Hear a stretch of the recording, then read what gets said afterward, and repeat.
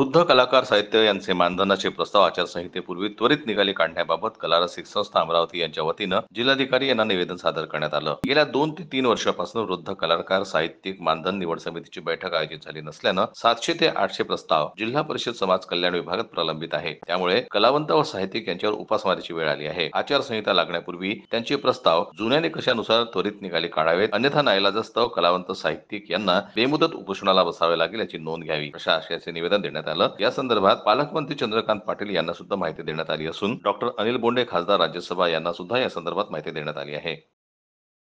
आज वृद्ध कलावंतांच्या प्रश्नाच्या संदर्भामध्ये एक शिष्टमंडळ या ठिकाणी माननीय जिल्हाधिकारी यांना निवेदन देण्यासाठी आलेलं होतं। आपल्या अमरावतीमध्ये कलारसिक संस्था ही कलेशी संदर्भात विशेषतः काम करते आणि त्या दृष्टीनं त्या संस्थेचे प्रमुख असलेले आमचे भोलेश्वरजी मुलगर दादा आणि ही सगळी मंडळी जी आपल्यासमोर दिसत आहे, ही सगळी मंडळी आज या ठिकाणी निवेदन द्यायसाठी आलेले आणि अनायासेच योगायोगाने आज जिल्ह्याचे आपल्या राज्याचे उपमुख्यमंत्री आदरणीय श्री पवारसाहेब या ठिकाणी पवारसाहेब आले होते। त्यांनासुद्धा आम्ही निवेदन दिलं आणि या निवेदनामध्ये त्यांना सांगितलं की 3 वर्षापासून या वृद्ध कलावंतांचे निवड समितीच्या अभावी प्रस्ताव प्रलंबित आहे। हे प्रलंबित प्रस्ताव असलेले त्याच्यामुळं काय होऊन राहिलं की कलाकारांना फार मोठ्या समस्या निर्माण होऊन राहिलेल्या आहे जीवन जगत असताना, आणि म्हणून आता आचारसंहिता लागणार आहे निवडणुकीची। त्यामुळं त्या निवडणुकीच्या आचारसंहितेच्या पूर्वी हे सगळे प्रस्ताव जुन्या निकषाप्रमाणे निकालात काढावेत आणि अनायासे योगायोगानं या ठिकाणी पालकमंत्री चंद्रकांत पाटील यांनी निवड समितीसुद्धा स्थापन केलेली आहे। तेव्हा या निवड समितीच्या मार्फत हे ताबडतोब प्रस्ताव निकाली निघावे आणि त्याच्यामध्ये शासनाला मार्गदर्शन मागायची गरज नाही आहे। अनेक जिल्ह्यामध्ये बुलढाणा जिल्हा सांगता येईल, त्या जिल्हाधिकाऱ्यांनी कोरोना काळापासून एकही प्रस्ताव प्रलंबित ठेवला नाही।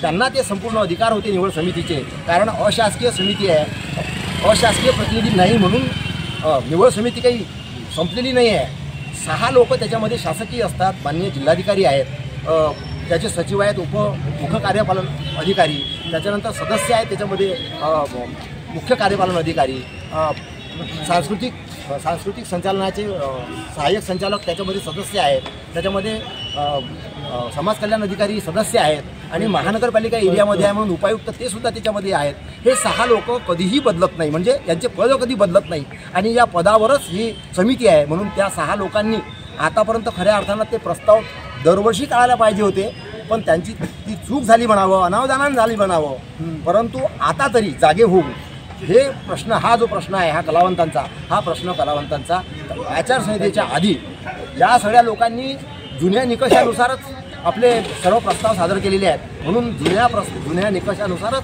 हे मार्गी निकालात काढावे अशी आमची मागणी आहे। त्यासाठी आम्ही माननीय श्री जिल्हाधिकारी साहेबांच्या खडके साहेबांना या ठिकाणी अधीक्षक त्यांनाही आम्ही निवेदन दिलेलं आहे, तर याचा विचार व्हावा हीच आमची सर्व कलाकारांची। यापूर्वी 13 ऑगस्टला सुद्धा निवेदन या संदर्भात देण्यात आलं होतं, पण त्यांची कोणत्या प्रकारे दखल घेतल्यात आली नाही।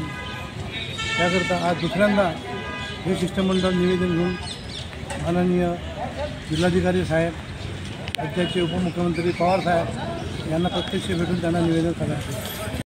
निवेदन देतेवेळी BM मृदुगल, मनोज देशमुख व पदाधिकारी सदस्य उपस्थित होते। जनमत लाईव्ह न्यूज करता अमरावती प्रतिनिधी राजेश घोरमाळे यांची रिपोर्ट।